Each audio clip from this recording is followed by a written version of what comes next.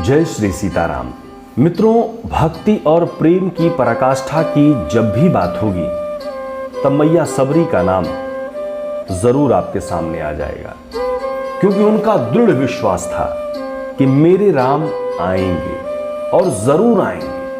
लेकिन प्रतीक्षा कितनी लंबी हो सकती है और यहीं पर धैर्य की परीक्षा होती है। कहते हैं जब श्री राम ने कबंध नामक राक्षस का वध करके उसको मुक्ति दी, तब उसी ने शबरी से मिलने का आग्रह किया था तथा मार्ग बताया था।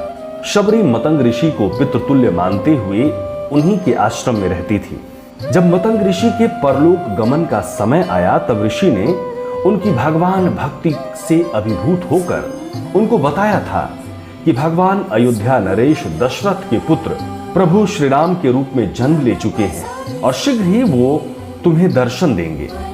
ये सुनते ही शबरी का तो मानो भाव विह्वल हो गई, उन्मत्त हो गई। मेरे राम आएंगे जपते जपते उस जंगल की छोटी सी कुटिया में रहते हुए शीत घाम वर्षा सहन कर भी वो प्रतिदिन जंगल का मार्ग बुहारा करती थी। मार्ग में कंकड़ पत्थर बिनकर फूल बिखेरती, प्रतिदिन जंगल में जाकर कंद मूल फल आदि लेकर आया करती थी कि क्या पता किस दिन भगवान राम उनके यहाँ पधार जाएं। इस क्रम में वे अत्यंत वृद्ध और आसक्त हो चली थी, लेकिन उन्होंने अपनी प्रतीक्षा नहीं छोड़ी। यदि इतिहास में प्रतीक्षा पर तौला जाए तो शबरी जैसी प्रतीक्षा का प्रतिमान बनकर कोई भी नहीं उभरा।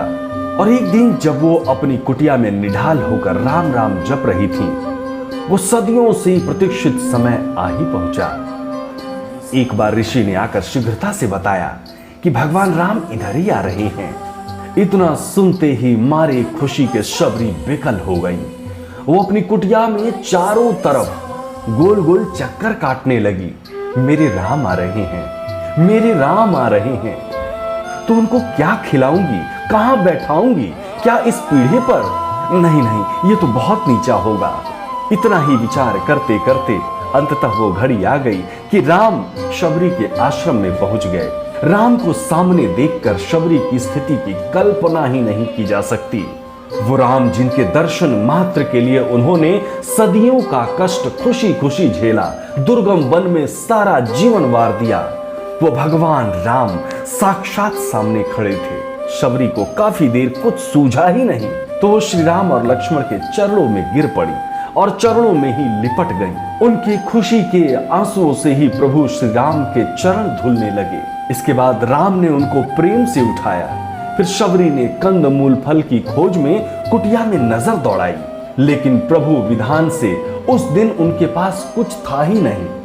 वो टोकरी उठाकर भाग कर गई और समीप के किसी बेर की झाड़ी से बेर लेकर आई।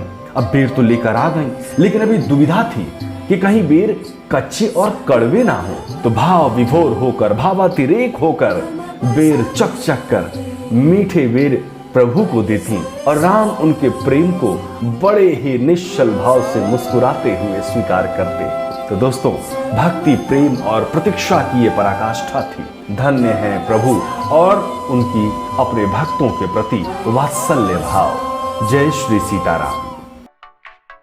सब्सक्राइब करें टोटल भक्ति को। अब हमारे वीडियोस को सबसे पहले देखने के लिए बेल आइकन को दबाना ना भूलें।